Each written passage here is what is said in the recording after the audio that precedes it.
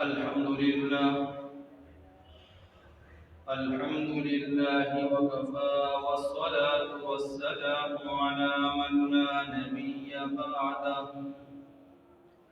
وعلى آله وأصحابه الذين أوفوا عهده وعلى من تبعهم بإحسان إلى يوم القيامة.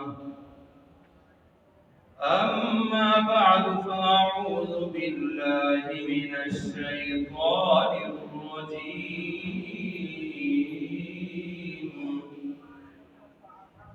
بسم الله الرحمن الرحيم.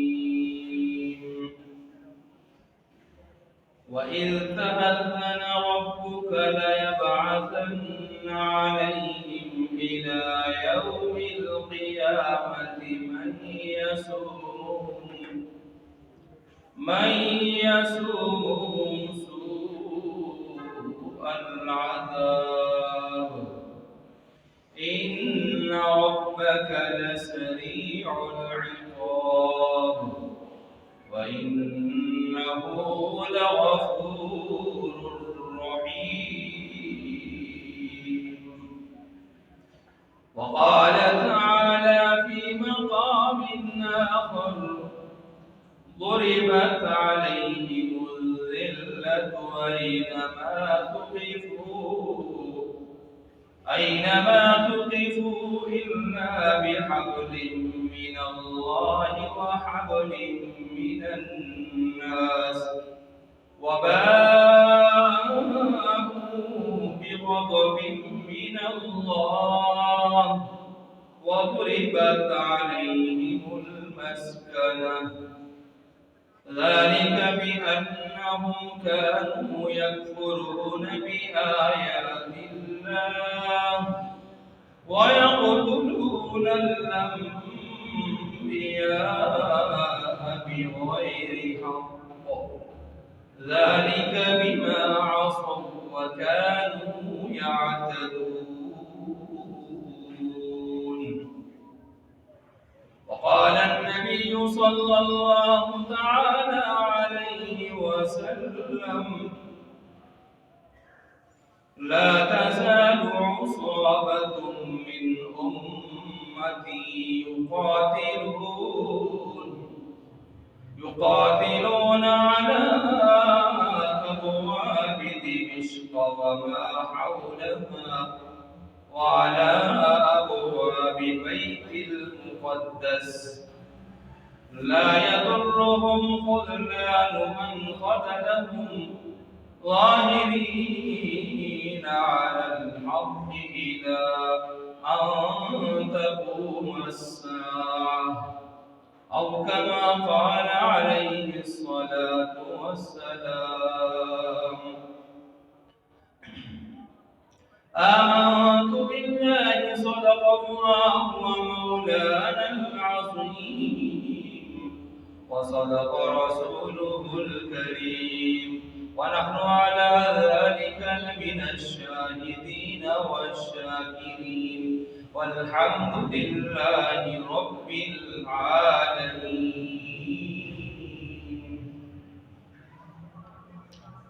محترم المقام واجب الاحترام حضرات سامعین کرام، آج کی جمعہ کی اس نشست میں قرآن مجید فرقان حمید سے دو مقامات سے آیت کریمہ تلاوت کرنے کے بعد ذخیرہ احادیث میں سے ایک حدیث مبارک بھی پڑھی ہے۔ اس سے پہلے جو موضوع چلتا آ رہا تھا وہ آج ذرا سٹاپ کیا ہے، چونکہ عالمی سطح پر ایسے حالات بن چکے کہ مسلمانوں کے ساتھ، فلسطین کے مسلمانوں کے ساتھ بہت ہی زیادہ جو خون خرابہ اور ان کی شہادتیں اور بہت بڑی تعداد میں شہادتیں، نقصان اور کفر، سارا الکفر ملت واحدہ، سارا کفر اکٹھا ہو رہا ہے اور مسلمان حکمران خواب خرگوش میں ہیں۔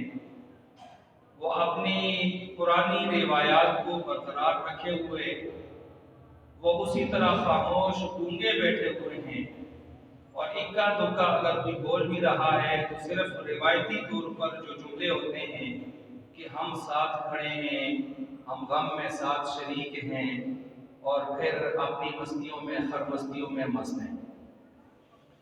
تو ضرورت محسوس ہوئی، اور اس وجہ سے بھی محسوس ہوئی کہ وہ ہمارے مسلمان بھائی ہیں، اور اس وجہ سے بھی کہ بہت ظلم و زیادتی ہو رہی ہے، اور یہ ظلم و زیادتی آج کی نہیں، 75 سالوں سے وہاں پر ہو رہی ہے۔ تو اس لیے سوچا آج اس موضوع سے متعلق گفتگو کروں۔ موضوع مختصر تاریخ یہود اور مسئلہ فلسطین ہے۔ اس موضوع مختصر تاریخ یہود اور مسئلہ فلسطین سے متعلق میں نے آج کی اس نشست میں انشاءاللہ گفتگو کا سلسلہ شروع کرنا ہے، اور اس کے ذیل میں بہت سارے ذیلی عنوان آ رہے ہیں۔ میں پہلے ان عناوین کی طرف، عنوانوں کی طرف اشارہ دے رہا ہوں کہ جن پر میں نے انشاءاللہ گفتگو کرنی ہے، جن میں ایک تو یہ ہے کہ قرآن اور یہودیت۔ قرآن اور یہود، ہمارا قرآن کریم ایک دو نہیں، سینکڑوں آیات ایسی ہیں کہ جن میں یہودیوں کی بری عادتیں، بری صفات، بری عادات، خباثتیں، ان کی نجاستیں بیان ہیں، اور ان پر آنے والے عذابات کا بھی، عذابوں کا بھی تذکرہ ہے، ان کی بری جسارتوں کا، اپنے نبیوں کے ساتھ بے وفائی، بلکہ نبیوں کو جھٹلانے کا، اور نبیوں کو، ہزاروں نبیوں کو شہید کرنے کا، ستانے کے واقعات کی طرف قرآن ہمارا اشارہ دے رہا ہے۔ یہ یہودی وہ بدبخت، ازلی بدبخت قوم ہے کہ جنہوں نے اپنے نبیوں کے ساتھ بھی وفا نہیں کی، چل جائے کہ وہ محمد عربی صلی اللہ علیہ وسلم کے ساتھ کیسے وفا کرتے، چل جائے کہ وہ مسلمانوں کے ساتھ کس طرح وفا کریں گے کہ جنہوں نے اپنے نبیوں کے ساتھ بھی وفا نہیں کی۔ قرآن کہتا ہے وَيَقْتُلُونَ النَّبِيِّينَ وَيَقْتُلُونَ الْأَنْبِيَاءَ، نبیوں کو قتل کرنے والے، جھٹلانے والے۔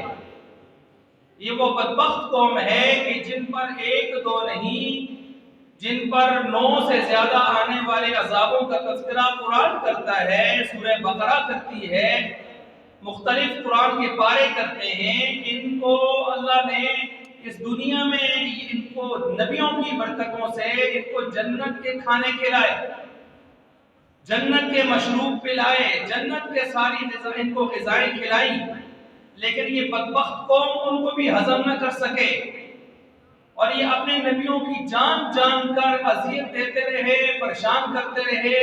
موسیٰ علیہ السلام کو جتنا انہوں نے پریشان کیا، قرآن جگہ جگہ ان کے واقعات کا ذکر کرتا ہے۔ اور یہ وہ ازلی بدبخت قوم ہے کہ جنہوں نے آپ علیہ السلام کا جب دور پایا، بڑے بڑے سخت دل والے، چٹان دل والے کفار بھی آپ کی باتوں کو سن کر، آپ کی گفتگو، آپ کی لہجگی ملاحت کو دیکھ کر، آپ کے انداز سے فکر کو دیکھ کر، آپ کی تڑپ کو دیکھ کر، آپ کے چہرے انور کو دیکھ کر وہ مسلمان ہو جاتے تھے۔ عیسائیوں میں ایک بڑی تعداد مسلمان ہوئی، مشرکین مکہ ایک بڑی تعداد میں مسلمان ہوئے، مہاجرین مکہ کہلائے، انصار مدینہ کہلانے والے یہ وہ ہیں جو مدینہ کے اوس اور خزرج نامی 2 مشرک قبیلوں کے لوگ، ان کو اللہ نے اسلام کی دولت سے نوازا، انصار مدینہ بنے۔ یہ بڑے بڑے لوگ، یعنی جس مذہب سے بھی تعلق رکھتے تھے، اللہ ان کو ہدایت دیتا چلا جاتا تھا، لیکن اگر ہدایت نہیں قبول کی اور آپ علیہ السلام پر ایمان نہیں لایا، سوائے 10-12 آدمیوں کے باقی سب پیچھے ہٹ گئے۔ اس قوم کا نام، بدبخت قوم کا نام قوم یہود ہے۔ یہودیوں میں سے صرف 10-12 آدمی ٹوٹل ایسے ہیں، زیادہ سے زیادہ، جنہوں نے آپ علیہ السلام پر ایمان لایا، باقی سارے بدبخت پیچھے ہٹے۔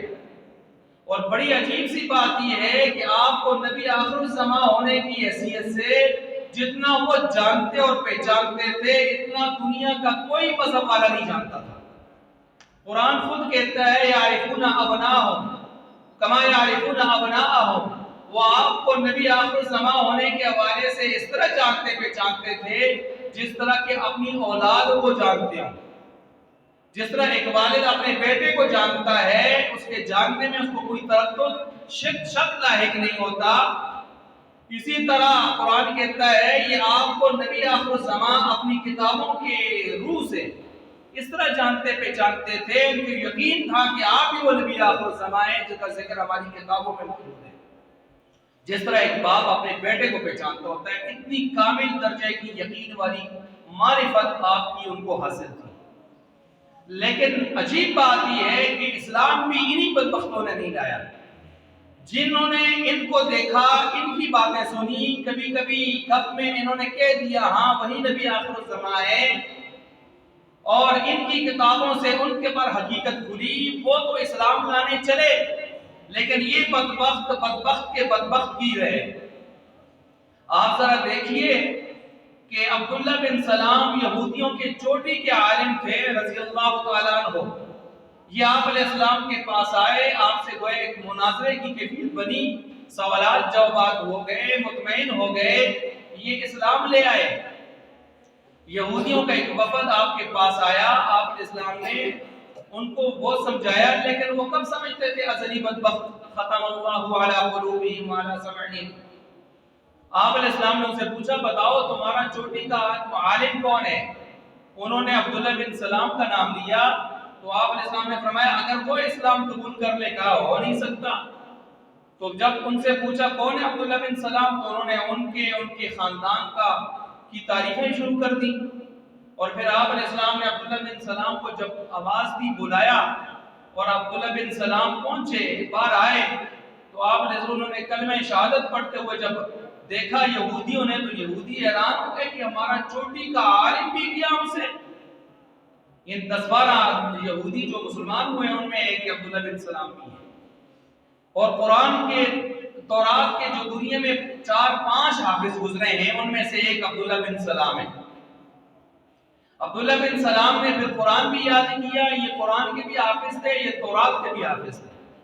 عبداللہ بن سلام کو دیکھ کر اب یہودیوں کو مان لینا چاہیے تھا نا کہ جب اتنا چوٹی کا عالم اگر اسلام قبول کرتا ہے تو واقعی اسلام کوئی دین حق ہے، حق مذہب ہے. لیکن ان کے دل و دماغ پر اتنی گندگی اور نجاست اور خباثت چڑھی ہوئی تھی کہ ان کو پھر بھی توفیق اسلام کی نہیں ہوئی. الٹا یہ عبداللہ بن سلام کے بارے میں الٹی سیدھی گفتگو شروع کر دی انہوں نے، یہ ایسا، اس کا فلاں ایسا. فرمایا اب نہیں ہوگا، جو کہنا تھا پہلے کہہ چکے تھے. آپ اس اندازہ کریں کہ کتنی بڑی بدبخت قوم ہے یہ ذلیل قوم ہے. یہ وہ ذلیل قوم ہے یہودیوں کی کہ میں نے عرض کیا جنہوں نے 10-12 سے زیادہ نے اسلام نہیں لایا. اور کعب احبار کا آپ دیکھ لیں، کعب بن احبار جو ہیں یہ وہ ہیں جن سے ہم اسرائیلی روایات لیتے ہوتے ہیں، اور یہ آپ علیہ السلام کے دور میں تھے، مسلمان نہ ہو سکے. اور کیوں مسلمان نہ ہو سکے؟ ان کا جو والد تھا وہ بھی کتابوں کا عالم تھا، یہودی تھا. اس نے اپنی جو تورات وغیرہ کے نسخے تھے وہ ایک صندوقچے میں بند کر کے سیل کر دیے تھے، اور اپنے نوٹس لکھ کر اپنے اس بچے کو دیے تھے حضرت کعب کو، اور کہا تھا کہ بس ان کو دیکھنا اور ان پر اپنا سارا سلسلہ چلانا، اس سیل کو نہیں کھولنا. تابعدار بچہ تھا، نہیں کھولا. دور نبوی گزر گیا.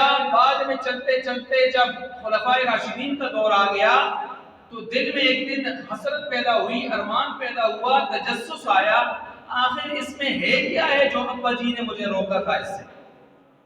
تو پھر تجسس میں یا الانسان حریص فیما منع، انسان کو جس کام سے روکا جائے تھوڑا تجسس بھی رہتا ہے، اس میں اس کو حریص رہتا ہے. اس کو اب سیل توڑی، جو صندوقچہ کھولا تو اندر تورات کے نسخے جو نکالے تو اس پر آپ علیہ السلام کی اوصاف، صفات، اوصاف حمیدہ، صفات، عادات موجود تھی. اور سمجھ گئے کہ میرے والد نے مجھے اس لیے روکا تھا کہ کہیں ان کو پڑھ کر آپ علیہ السلام پر کہیں ایمان نہ لے آئے. وہ ذرا اندازہ کریں اتنی بدبخت قوم ہے کہ اپنے اولاد کو جانتے بوجھتے حق سے دور رکھنے کے لیے سیل کر دیا صندوق کو. تو یہ تو میں نے بدبختی کے چند واقعات آپ کے سامنے رکھے ہیں. میں تو ابھی ذیلی عنوان آپ کے سامنے رکھ رہا تھا، لیکن یکدم ان کی کچھ باتیں آپ کے سامنے میں نے شروع کر دی. ذیلی عنوانوں میں ایک تو یہ کہ قرآن ان کے بارے میں کیا کہتا ہے. سینکڑوں قرآن کی آیات. قرآن اور یہود باقاعدہ اتنی موٹی ایک کتاب ہے، علماء نے یعنی کئی کتابیں لکھی ہیں اس موضوع پر. یہودیت قرآن کی روشنی میں، مودودی صاحب کی یہ کتاب ہے. اس طرح مختلف لوگوں نے اپنے اپنے انداز میں کتابیں لکھی ہیں. اچھا، ایک تو یہ کہ قرآن یہود کے بارے میں کیا کہتا ہے. میں نے کچھ جھلک آپ کے سامنے رکھ دی ہے قرآن کی روح سے. قرآن کریم بھی کہتا ہے وَإِذْ تَأَذَّنَ رَبُّكَ لَيَبْعَثَنَّ عَلَيْهِمْ، تیرے رب نے یہ اعلان کر دیا ہے کہ ان یہودیوں کے اوپر قیامت تک اللہ مَن يَسُومُهُمْ سُوءَ الْعَذَابِ، ایسے لوگوں کو بھیجتا رہے گا جو ان کو پیٹتے رہیں گے، جو ان یہودیوں کو مارتے رہیں گے، پیٹتے رہیں گے، ان کی خباثتوں کی وجہ سے، ان کی بدماشیوں کی وجہ سے. اور یاد رکھیں یہ مارنے والے صرف مسلمان نہیں ہوں گے، یہ دنیا کے مختلف مذاہب کے لوگ ہوں گے. اور یہ دنیا کے مختلف مذاہب کے کفار بھی اگر ان کو ماریں گے تو اللہ نے فرمایا عباد لنا اولی بس، ہمارے ہی بندے ہوں گے جو ان کی پٹائی لگائیں گے. عباد اللہ میں صرف مسلمان خاص نہیں ہے کہ مسلمان ماریں گے ان کو. عباد اللہ میں کوئی بھی کسی مذہب کا کافر ان کو اٹھ کے مارے گا، اللہ فخر سے کہتے ہیں عباد اللہ میرا بندہ ہوگا مارے گا. ذرا یہاں انداز خدابندی پر غور فرمائیں. یہودیوں پر اللہ کو کتنا غصہ ہے کہ کوئی دوسرا کافر بھی اٹھ کے ان کو مارتا ہے ان کی بدماشیوں کی وجہ سے، ان کی ایذاؤں کی وجہ سے. تو اللہ فرماتے ہیں ہمارا ہی بندہ ہے تکوینی لحاظ سے، تکوینی نظام میں ہمارا ہی بندہ ہے جو ان کو مار رہا ہے. وہ کوئی کافر بھی ان کی پٹائی لگائے گا اللہ کو پسند ہے، اور جب مسلمان پٹائی لگائے تو پھر اور زیادہ اللہ کو پسند ہے.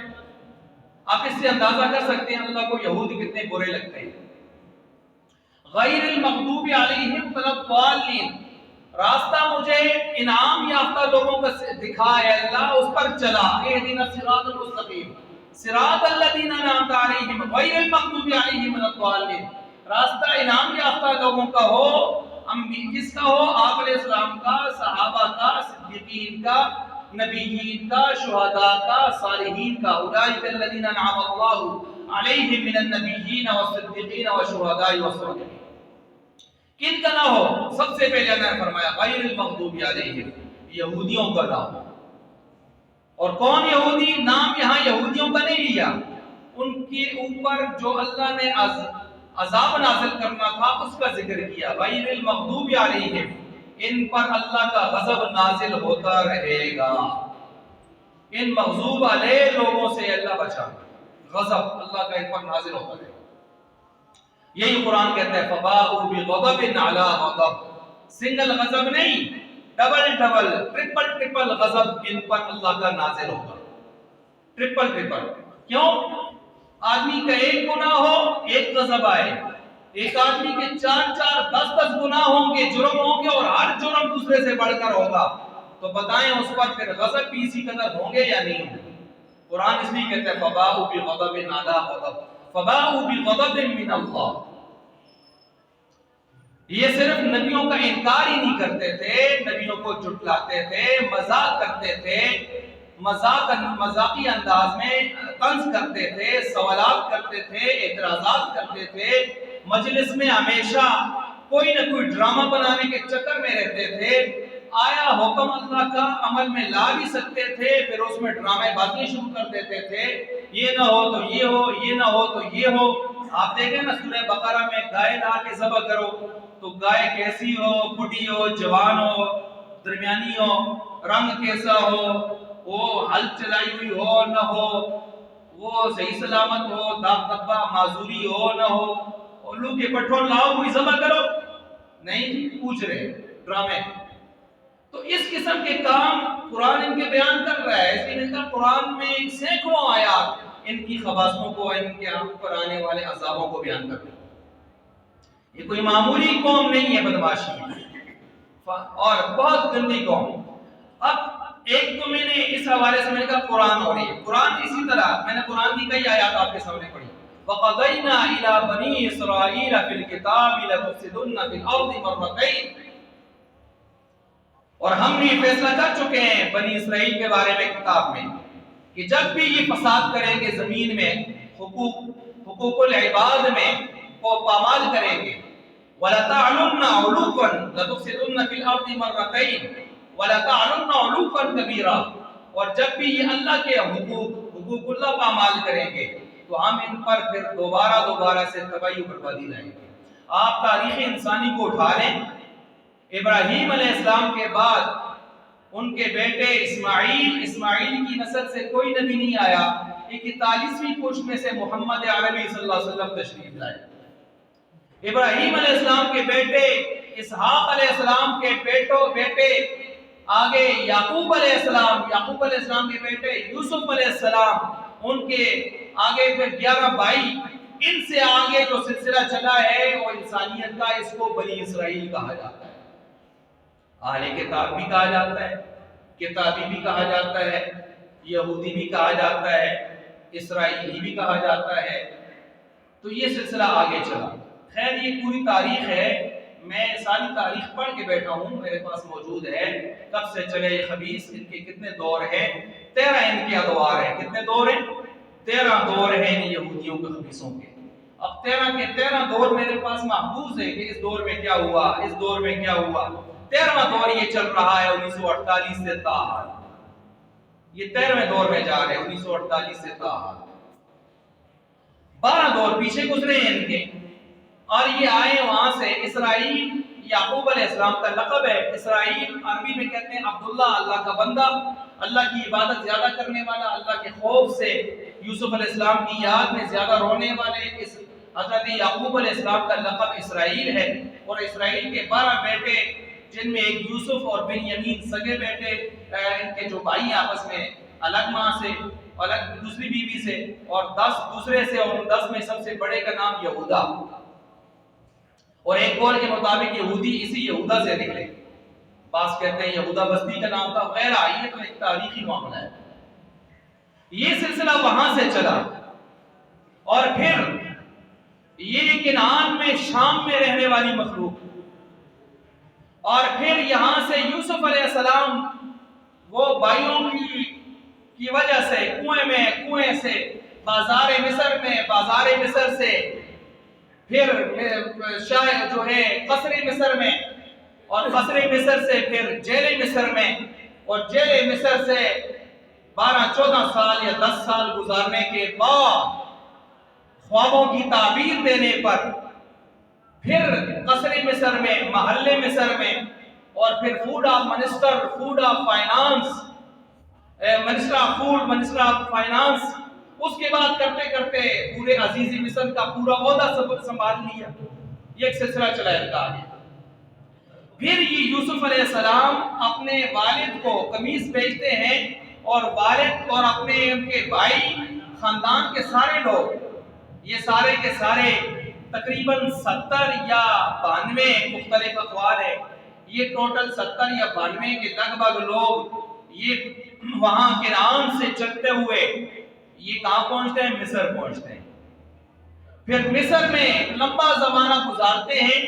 اسی زمانے کو آگے چلتے موسیٰ علیہ السلام کا دور آتا ہے، اور موسیٰ علیہ السلام کے دور میں پھر آ کے قبطی کو غالب آ جاتی ہے، اور اہل کتاب یہ یہودی یہ مغلوب ہو جاتے ہیں، اور یہ 7 لاکھ سے اوپر کی تعداد میں موسیٰ علیہ السلام کو جب نبوت ملتی ہے تو یہ 7 لاکھ سے اوپر بنی اسرائیلیوں کو لے کر راتوں رات فرعون کے مظالم سے بچانے کے لیے مصر سے باہر کی طرف نکلتے ہیں، اور یہ پھر سلسلہ آگے چلتا ہے۔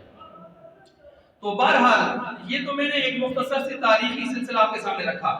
یہ تو قرآن ان کے بارے میں کیا کہتا ہے، اور کیا قرآن کے حوالے سے تو قرآن ان کے بارے میں اور اللہ کا ان کے بارے میں کیا ارشادات ہیں قرآن کریم کے اندر، اس میں سے کچھ چیزیں یہ اللہ تبارک و تعالیٰ انہی بدبختوں کے بارے میں فرماتے ہیں ضربت علیہم الذلۃ، ان پر اللہ نے قیامت تک کے لیے ذلت ڈال دی ہے۔ دوسری جگہ اللہ فرماتے ہیں ضربت علیہم الذلۃ والمسکنہ، اللہ نے ان پر ذلت اور مسکنت طاری کر دی ہے، ڈال دی ہے، مسلط کر دی ہے۔ اور پھر اس آیت میں سورہ آل عمران کی آیت نمبر 112 میں فرماتے ہیں ضربت علیہم الذلۃ اینما ثقفوا، اللہ نے ان پر ذلت مقدر کر دی ہے ان کے اینما ثقفوا، دنیا کے جس کونے میں بھی ہوں گے، دنیا کے جس کونے میں ہوں گے یہودی ذلیل ہوگا۔ پاکستان سے عیسائی موجود ہیں، ہندو موجود ہیں، یہاں مختلف مذاہب کے لوگ سکھ موجود ہیں، بدھسٹ موجود ہیں، یہودی ہیں کہ نہیں ہیں؟ آخری یہودی شیخ شاہ کے اس بغیرت کو یہاں سے نکال دیا گیا ہے، چلا گیا ہے بہت عرصہ پہلے۔ آپ نیٹ پہ جا کے سرچ کریں، آپ کے سامنے ساری تفصیل آ جائے گی۔ تباہ کر دیا گیا ہے، یہاں سے چلا گیا ہے، اور اس وجہ سے بھی کہ اسرائیل کے لیے ہمارا پاسپورٹ کرامت نہیں ہے، اب دنیا کے ہر ملک کے لیے ہے، اس لیے جب اس کے ساتھ آمد و رفت کا سلسلہ نہیں ہے تو بس اس وجہ سے باقی مواصلاتی سلسلے، باقی روابط بھی اس قائم نہیں رکھے جا سکتے۔ اور مسٹر محمد علی جناح صاحب نے بھی کہا تھا کہ یہ ایک خنجر ہے جو عرب کے سینے میں کھوم دیا گیا ہے، کاش کہ اس کی یہ بات بھی آج ہمارے خناس، شرابی، کبابی اور ان بدبخت سیاسیوں کو بھی اگر یہ سمجھ آ جائے، اس کی بات بھی سمجھ آ جائے۔ تو بہرحال یہ کچھ میں نے تاریخی، کچھ قرآن کریم سے کچھ حوالہ جات تھے آپ کے سامنے رکھے۔ تو قرآن نے کہا یہ ہمیشہ ذلیل رہیں گے، کچھ بھی ہو یہ ذلیل رہیں گے ہمیشہ، ان پر عذاب آتے رہیں گے۔ اور میں نے کہا تاریخ انسانی کو اٹھا کے دیکھے، 7 مرتبہ یہودیوں کو برباد ہوئے ہیں، 7 مرتبہ یہودی برباد ہوئے ہیں، اور ایسے مارے گئے ہیں کہ ان کے خون سے بیت المقدس بھی بڑھ گیا تھا، ایسے مارے گئے ہیں کہ گھٹنوں تک لوگ خون میں ان کے دھنسے ہوئے تھے۔ وہ ایڈولف کیا نام ہے، ہٹلر، اس کو ذرا دیکھیں، اس نے ان کا کیسے جو ہے ان کو برابر کیا تھا، کیسے بھٹیوں میں وہ ہالو کاسٹ جس سے ان کو بڑی تکلیف ہوتی ہے، وہ پیچھے ٹائٹس رومی بادشاہ نے کیسے ان کو تیو بالا کیا تھا، وہ پیچھے پخت نصر نے 2 مرتبہ ان کو تباہ و برباد کیا ہے۔ یہ کافر لوگ تھے، مسلمان نہیں تھے۔ اس لیے میں نے پہلے عرض کیا کہ اللہ نے فرمایا تم پر لوگوں کو مسلط کرتا رہوں گا، تمہیں مارتے رہیں گے، چاہے وہ مسلمان ہوں گے چاہے وہ کسی اور مذہب کے ہوں گے، تمہیں مارتے رہیں گے۔ عباد اللہ نہ ہمارے ہی بندے ہوں گے۔ یہ یہودیوں کے ساتھ پر اللہ کا سخت غصہ ہے۔ اچھا، اب یہ قرآن کریم کی چند آیات، اب اللہ فرماتے ہیں اگر کہیں تھوڑی بہت ان کو اسٹیٹ مل بھی گئی، ریاستی نظام، وہ ایسا نہیں ہوگا کہ اپنے سہارے پہ کھڑے ہو جائیں، بلکہ یہ بیساکھیوں کے پہ کھڑے ہوں گے۔ بیساکھیاں کون سی ہوں گی؟ تو اللہ نے فرمایا کہ حبل من اللہ و حبل من الناس، یا تو یہ مسلمان ہو کر اللہ کے قریب آئیں گے تو ان کو ریاستی سلسلہ مل سکتا ہے، تو مسلمان ہیں، یا یہ کسی دوسرے لوگوں کے سہاروں پر ہوں گے۔ آج اسرائیل اپنے پاؤں پہ کھڑا نہیں ہے، اور یہ کس کے پاؤں پہ کھڑا ہے؟ امریکہ کی کھٹ پتلی، اقوام متحدہ، یورپین کنٹریز، وہ دیگر بڑے بڑے خبیث ممالک، کفریہ ممالک، ان کے بلبوتے پہ کھڑا ہے۔ آج جب اس پہ مشکل وقت آیا تو اس نے دوسرے تیسرے دن ہی دوڑ کے اس اپنے باپ امریکہ کے پاس پہنچا، حالانکہ ساری دنیا کو قرضہ دینے والا، ساری دنیا قرضے میں اس کی مقروض، World Bank, I M F, F A T F, multi national کمپنیاں، آپ اٹھائیں ہر چیز میں، آج پروڈکٹس اٹھائیں آپ جن سے بائی کارڈ کی بات ہو رہی ہے، ہمارے گھروں میں استعمال ہو رہی ہیں، تو یہ بہت ہائی لیول پہ دنیا میں پوری دنیا کو قرضے دینے والا چھوٹا سا اسرائیل، جس کا ٹوٹل رقبہ بھی 22,145 کلومیٹر ہے، 22,145 کلومیٹر کا چھوٹا سا اسرائیل، جس پر عرب ممالک سارے مل کر اوپر سے بیٹھ کے پیشاب کریں تو ان کے پیشاب میں ڈوب کے مر جائیں، اتنے تھوڑے سے۔ لیکن پوری دنیا کو ہائی جیک کیا ہوا ہے انہوں نے معاشی دنیا کے معاشی سلسلے کے اعتبار سے، اور بیساکھیوں پہ کھڑا ہے امریکہ کے، سب کچھ اس کے پاس وہاں دنیا کا موجود ہے، لیکن دوسرے دن دوڑ کے اپنے باپ امریکہ کے پاس جا کے قرآن کی اس آیت کو آج بھی 1450 سال بعد ہم دیکھ سکتے ہیں، وَحَبْلٍ مِّنَ النَّاسِ، یہ اپنے پاؤں پہ کھڑا کبھی بھی نہیں ہو سکتا قیامت کی صبح تک، اور یہ قیامت کی صبح تک تو خیر جائیں گے بھی نہیں۔ عیسیٰ علیہ السلام کو ذرا آنے دیں، زمانہ آنے دیں انشاءاللہ، ان کو تو سوائے ایک درخت کائنات کا کوئی پتھر بھی ان کو پناہ نہیں دے گا، اور کہے گا آدھا ورائی، یہ چھپے دا پیچھے شیطان کا بولا ایک ہاتھ دیتا پیچھے، ان کو تو کائنات کی کوئی چیز ان کے لیے راستہ اور پناہ ان کے لیے فراہم نہیں کرے گی۔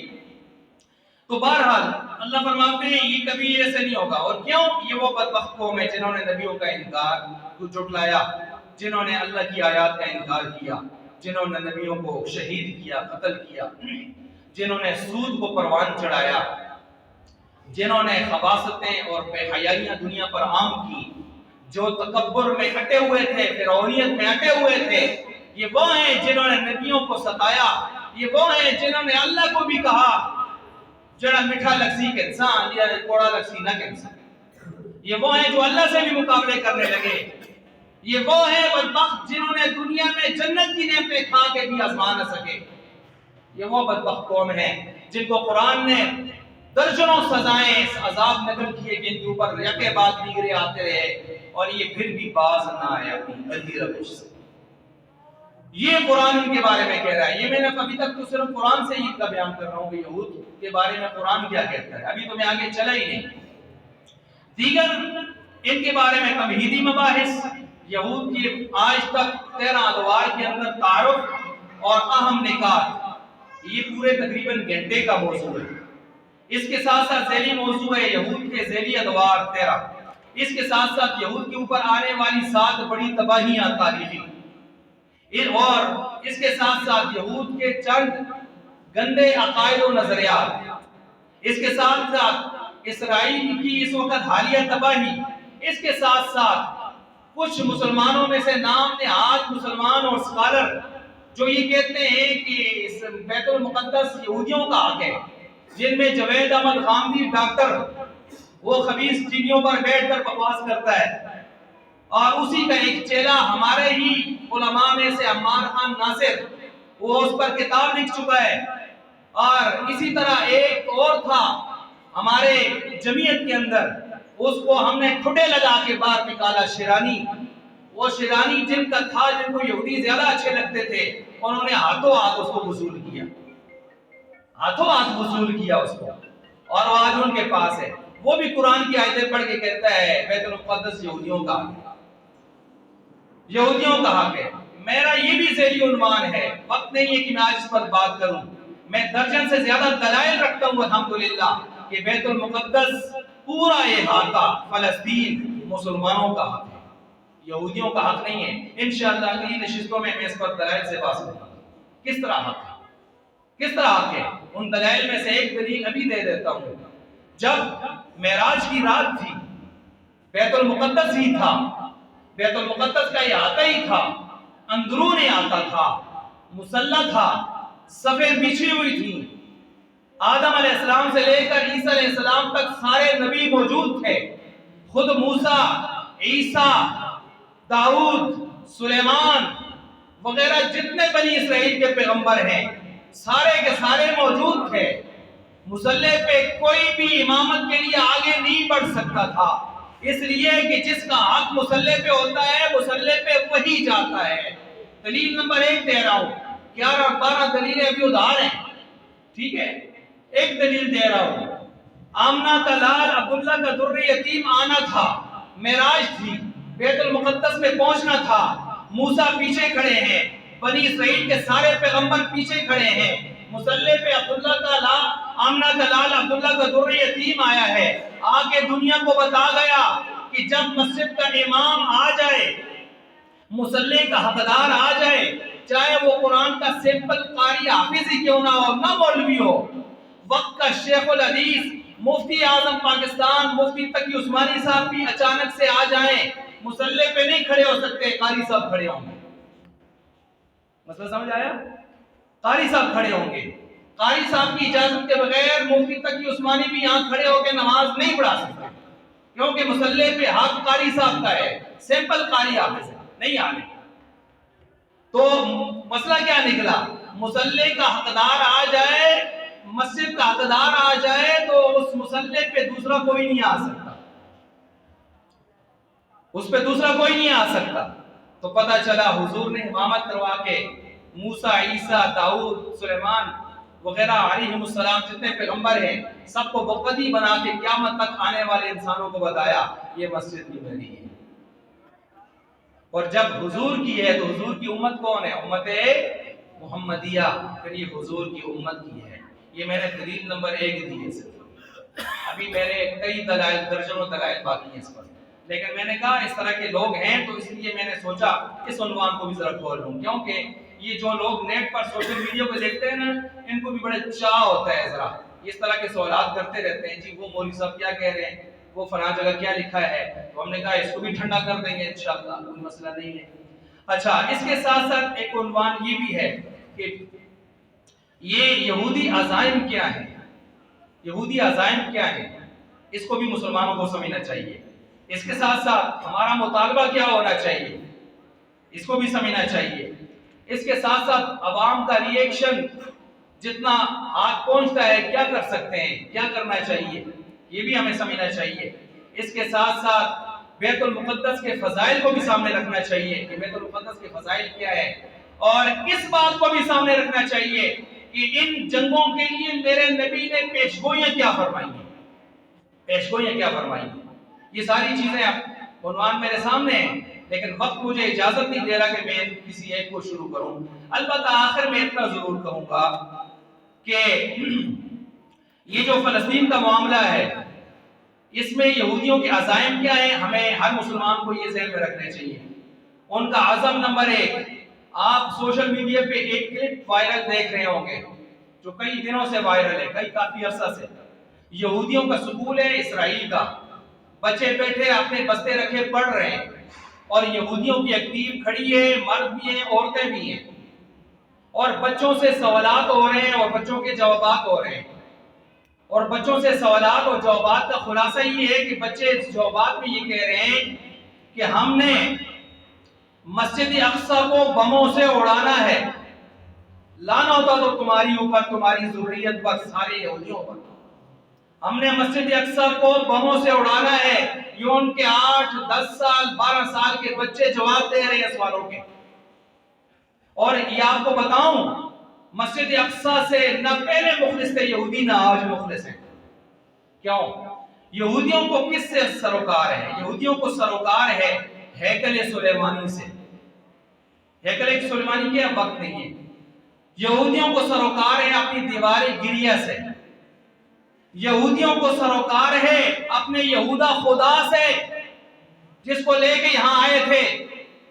یہودیوں کو سروکار ہے سلیمان علیہ السلام نے اپنے دور میں جو جنات وغیرہ مختلف لوگوں سے جادو کے نوشتے کھینچ کر ان کو سزائیں دے کر وہ سارے جادو کے نوشتے اپنی کرسی کے نیچے دفنا دیے تھے. یہ بدبخت کہتے ہیں وہ بیت المقدس کے نیچے دفنائے تھے، اور اسی پر ان کی حکومت چلتی تھی، جادو پر.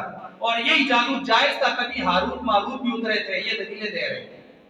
اور اسی کو ڈھونڈنے کے لیے بیت المقدس کے نیچے انڈر گراؤنڈ کھود کے ساری دیواریں کھوکھنے میں بنیادیں کھوکھلی کر دی کہ ہم ان نوشتوں کو ڈھونڈیں گے، اس کے ذریعے سے ہم دجال کو بلائیں گے، دجال ہمارا بڑا خدا آئے گا اور ہم دنیا پر قابض ہو کر گریٹر اسرائیل سے بھی بڑا ساری دنیا پر اپنا اسرائیل کا سلسلہ یہودیستان بنائیں.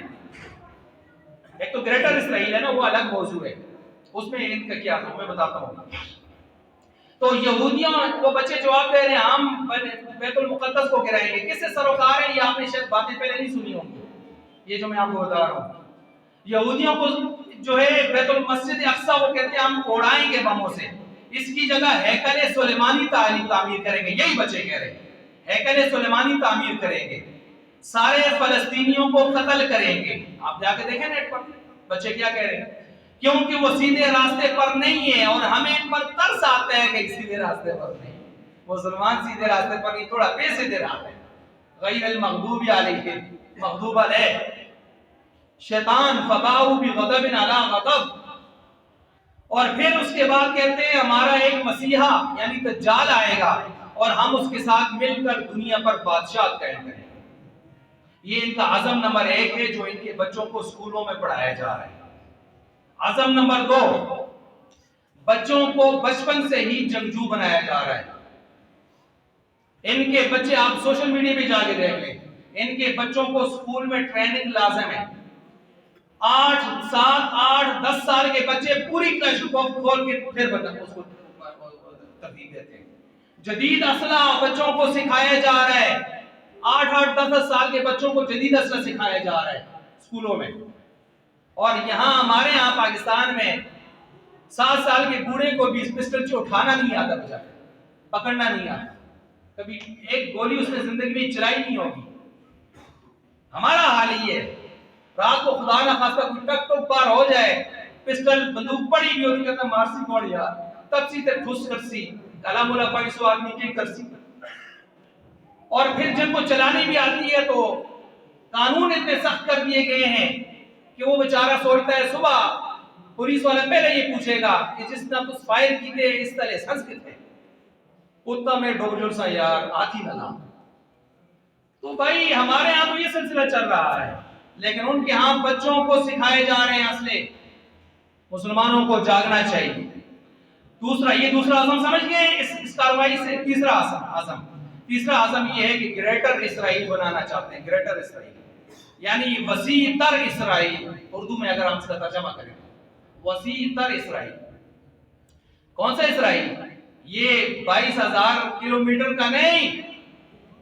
یہ کہتے ہیں فلسطین وہاں جس کے 20 شہروں سے لے کر غزہ کی پٹی کو ساتھ میں لا کے اردن، مصر، شام وغیرہ سارے عرب امارات میں لا کر مکہ اور مدینہ حجاز تک ہم نے پہنچنا ہے.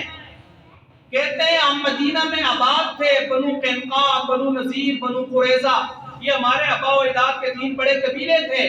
مسلمانوں کے نبی بعد میں مدینہ آئے تھے جب یثرب تھا وہ، تو یہ ہمارے آبا و اجداد یہاں آباد تھے، ہمارا آگے مدینہ کے اوپر. یہ جو شیطانی ویرانی شیطانی جتنے بھی لوگ ہیں جو کہتے ہیں کہ ان کے آبا و اجداد پیچھے فلسطین پر آباد تھے تو چلے بیت المقدس انتہا ہو جاتا ہے، ہم کہتے ہیں یہ تو پھر مدینہ پر بھی پہلے آباد تھے، ہمارے نبی تو بعد میں آئے تھے. او حضرت مجتہد صاحب کیا مدینہ بھی ان کا ہو جائے گا؟ مدینہ بھی ان کو دے دو گے؟ پھر وہ گریٹر اسرائیل میں مدینہ کو شامل کر چکے ہیں. اس لیے یہ فلسطین کا ہی مسئلہ نہیں ہے، یہ امت مسلمہ کا مسئلہ ہے. وہ اپنی نظر میں مکہ اور مدینہ کو اپنے نقشے میں شامل کر کے بیٹھے. وہ مسلمانوں کے ایک قبلہ اول، ایک حرم تو مقبوضہ بنا کے بیٹھے ہیں. 2 حرمین شریفین جو ہمارے ہیں، 2 حرم، اب ان پر ہی گریٹر اسرائیل میں داخل کر کے اپنے نقشے میں اس پر بھی نظریں جمائے بیٹھے. کب ہاتھ اللہ نہ کرے ان کا پہنچے. اس لیے یہ ساری امت مسلمہ کا مسئلہ ہے. یہ عزم نمبر 3 ہے جو میں نے آپ کے سامنے رکھا ہے. عزم نمبر 4 یہ ہے کہ دجال کے انتظار میں بیٹھے ہیں. اصفہان سے نکلے گا، وہ برمودا کوکون سے نکلے گا، وہ امریکہ کی ریاست فلوریڈا سے نکلے گا. یہ جو میں اس پر درجنوں کتابیں میں نے پڑھی ہیں، وہ کہاں سے نکلے گا. اس کے ساتھ 70,000 کا یہودیوں کا لشکر ہوگا. ساری دنیا پر یہ جائیں گے، ہم قبضہ کریں گے. اور قبضہ کرنے والی سرکار تعداد میں کتنی ہے؟ اسرائیل میں ان کی ٹوٹل تعداد ہے 80 لاکھ. وہ 80 لاکھ. اس لیے میں نے کہا اور وہ شرم حیا کرو، تمہارے پیشاب میں ڈوب کے مر جائیں. 80 لاکھ یہودی، اور پوری دنیا میں یہودیوں کو شمار کریں 1 کروڑ 30 سے 40 لاکھ. یہ ٹوٹل تعداد ہے. اور ان خنزیروں نے مسلمانوں کا جینا حرام کیا ہوا ہے. تو مسلمانوں کو اس پر سوچنا چاہیے، دیکھنا چاہیے. ایک تو یہ یہودی عزائم میں سے عزم نمبر 4. عزم نمبر 5 یہ ہے کہ معاشی عدم استحکام پیدا کر کے، بحران پیدا کر کے دنیا کو اپنا غلام بنایا جائے. اس میں یہ کامیاب ہو گئے ہیں کافی حد تک. World bank, IMF، FATF، multi national company جو میں نے پہلے نام دیے، انہوں نے قرضے دے کر آج ایک پاکستانی کہتے ہیں 1.5 سے 2 لاکھ کا مقروض بیٹھا ہوا ہے، مقروض کر دیے ہیں۔ یہی بدماش تھے جو آپ علیہ السلام جب مدینہ تشریف لائے تو اس وقت انہوں نے مسلمانوں کو، لوگوں کو قرضے دے دے کر، دائیں بائیں لوگوں کو اوس اور خزرج کے لوگوں کو قرضے دے دے کر اپنا غلام بنایا ہوتا تھا، غلام بنایا ہوتا تھا۔ تو یہ ترتیبیں وہاں سے جاری ہیں۔ خیر یہ 5 ان کے عزائم کو جو میں نے آپ کے سامنے رکھے ہیں، اور اس حوالے سے ہمارا مطالبہ کیا ہونا چاہیے؟ مطالبہ ایک ہونا چاہیے، ہم کیا کر سکتے ہیں؟ اس کی جو مصنوعات ہیں، پروڈکٹس ہیں، وہ ہمیں دیکھنی چاہیے، وہ کون کون سی ہیں۔ لیز ہے، KFC ہے، یا جو بھی ہے، آپ دیکھیں کوکا کولا ہے، ٹینگ مشروب ہے، اور نائک شوز وغیرہ، اس طرح کے جو نائک کے نام سے چیزیں ہیں، پیمپرز ہیں، پیمپرز کمپنی، ایریل سرف ہے، مختلف آپ دیکھیں جا کے نیٹ پہ، باقی چیزیں دیکھتے ہیں تو یہ بھی دیکھ لیں۔ میں آپ کوشش کریں یہ چیزیں نہ خریدیں، کم از کم ایک تو یہ ہونا چاہیے۔ دوسرا یہ ہونا چاہیے ہر نماز کے بعد ان کے لیے دعا کی جائے، فلسطین کے مسلمانوں کے لیے۔ اور تیسرا یہ ہے کہ ہمارے حکمرانوں تک اس جمعہ کی وساطت سے یہ بات پہنچنی چاہیے کہ او بے غیرت حکمرانوں جاگو، او اپنی کرسیوں کے لیے ایک دوسرے کو گالیاں دینے والے بے غیرتوں اٹھو، وہ اپنی سیاست چمکانے والے بے غیرتوں جاگو، اور جرنیلوں عیاشیوں بدماشیاں چھوڑو۔ تمہیں مسجد اقصی بلا رہی ہے، تمہیں صلاح الدین ایوبی کی روح بلا رہی ہے، تمہیں فاروق اعظم و ابو عبیدہ بن الجراح کی شجاعت اور بہادری تمہیں بلا رہی ہے، تمہیں وہاں کی تڑپتے لاشیں بلا رہے ہیں، وہاں کی معصوم سسکتی بچیاں بچے تمہیں بلا رہے ہیں۔ وہ گھر سے بے گھر ہونے والے 3 سے 4 لاکھ فلسطینی جن کے گھر بار لٹ چکے، ان کی اولادیں نیچے دب چکی، جنازے اٹھانے والے نکالنے والے بھی نہیں ہیں، وہ تمہیں بلا رہے ہیں۔ شرم کرو، حیا کرو، ورنہ امت مسلمہ تمہیں معاف نہیں کرے گی۔ کم از کم بغیر تو اتنا تو کرو، OIC کا اجلاس بلاؤ۔ یہ OIC کس مرض کی دوا ہے؟ اسلامی بلاغ نہیں بنا سکے، اپنا مسلم بلاغ نہیں بنا سکے، OIC کا اجلاس بلاؤ، اور بلا کر سارے مسلم ممالک، 57 مسلم ممالک ہیں، تھوڑے تو نہیں ہو، فارمی مرغو، اکٹھے ہو جاؤ، اور اکٹھے ہو کر اس کے بارے میں قراردادیں پاس مت کرو، لائحہ عمل تیار کرو، قراردادوں کو چھوڑو، گولی مارو، بتاؤ فلسطین کو کہ ہم تمہارے ساتھ باغی کھڑے ہیں، اور ان کو پتہ چلے، ان سب کو پتہ ہے۔ امریکہ نے فوراً دوسرے دن بحری بیڑا روانہ کر دیا، اسلحے سے بڑے جہاز پہنچ چکے، وہاں اسلحہ استعمال ہو رہا ہے، اور مسلم ممالک حکمران، وہ ترکی والا بھی سویا ہوا ہے، وہ ایران کی باتیں نہ کرو یار، ہم اچھی طرح جانتے ہیں، وہ سب سوئے ہوئے ہیں، بے غیرت بن کے بیٹھے ہوئے ہیں، سب خاموش ہیں، کچھ بھی نہیں۔ جاگنا چاہیے، وگرنہ مرغے صبح جتنے ڈالے جاتے ہیں شام کو ایک ایک کر کے ختم ہو جاتے ہیں۔ یہ اسی طرح ہمارے اگر ہوا اور ہوتا رہا ہے تو پھر یہ مسائل بنیں گے۔ اس لیے بالکل اجلاس بلا کے OIC کا اس پر ہونا چاہیے، اور تمام جمعہ کی وساطت سے، تمام نمازوں کی وساطت سے ہم اپنا پیغام حکمرانوں تک، جرنیلوں تک یہی پہنچانا چاہتے ہیں، امت مسلمہ کے بے حس حکمرانوں تک، جاگ جاؤ، OIC کا اجلاس بلاؤ اور عملی قدم اٹھاؤ، فور اٹھاؤ، ہنگامی بنیادوں پر اٹھاؤ۔ اور آخر میں ایک شکوہ بھی کرنا چاہتا ہوں، شکوہ یہ ہے کہ جن بے غیرتوں کو ہم اپنے لیڈر بنا کے بیٹھے ہیں، ان بے غیرتوں میں سے کسی ایک کا بیان آیا؟ کوئی ایک گنگا شیطان بولا؟ نہیں بولا۔ کسی ایک پارٹی کا بڑا رہنما بولا؟ صحیح معنوں میں بولا؟ کھل کے بولا؟ نہیں بولا۔ ایک بولا جس پر سارے بولتے ہیں، جس کو ساری گالیاں دیتے ہیں، اور میں فخر سے نام لیتا ہوں قائد ملت اسلامیہ مولانا فضل الرحمان صاحب۔ بولے کہ نہیں بولے؟